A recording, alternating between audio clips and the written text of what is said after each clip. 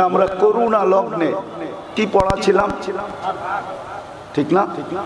মাস্কটা কি একবারে বড় বড় ছিদ্র ছিদ্র, ঠিক না? কেমন ছিদ্র? কয়টা পার্ট? দুটা পার্ট, ঠিক না? কেউ তো তিনটাও পড়তো, ঠিক না? একসাথে তিনটা পড়ে নিত, ঠিক না? আচ্ছা বলেন, সে শ্বাস ছাড়তো আর নিত না? হ্যাঁ, দুটেই করতো, ঠিক না?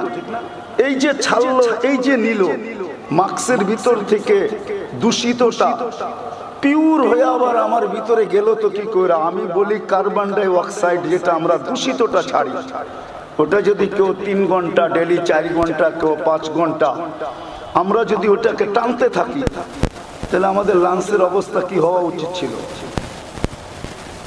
আপনাদের যুক্তি দিয়ে বলেন, আমাকে বিজ্ঞান দিয়ে বলেন, কোরআন হাদিস বাড়িয়ে দিলাম, কি অবস্থা হইতো?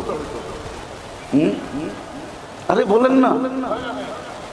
হ্যাঁ, কিন্তু কেউ তো মরে নাই, আরো ভালো ছিলাম, ঠিক না? হ্যাঁ, এই যে দূষিতটা ছাড়লাম, মাস্কের ভিতর থেকে আবার টাইনা নিলাম, এতটুক সময়ের ভিতরে এটাকে পিওর কে করলো?